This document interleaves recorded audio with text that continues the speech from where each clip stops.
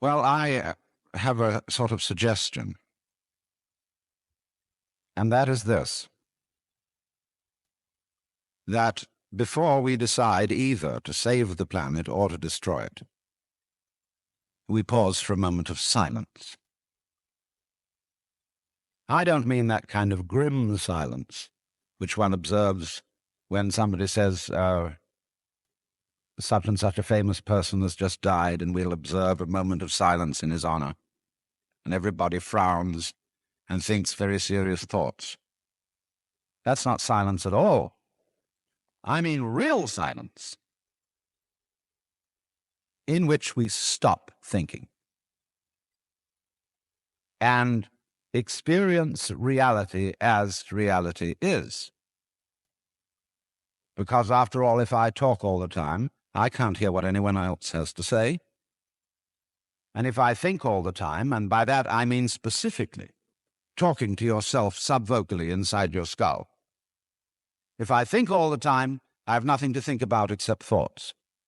And so I'm never in touch with the real world. Now, what is the real world?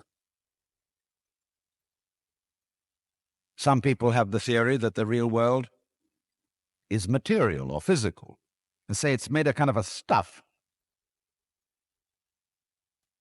Other people have the theory that the real world is spiritual or mental.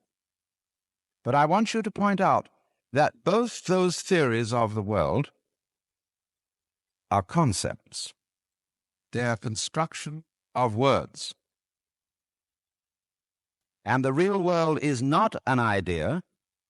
It is not words. Reality is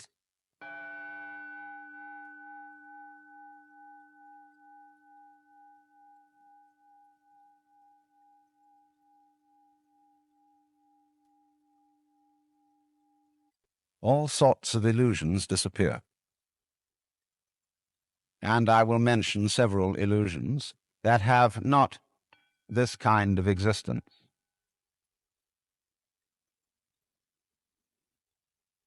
Let's begin with some very down-to-earth ones, like money. Money is a very useful method of accounting.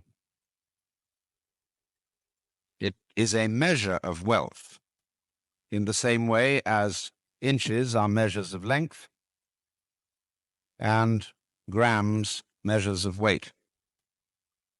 You cannot eat money. You could have a fantastic quantity of dollar bills and stock certificates on a desert island, and they would be useless to you. What you would need would be food and animals and companions.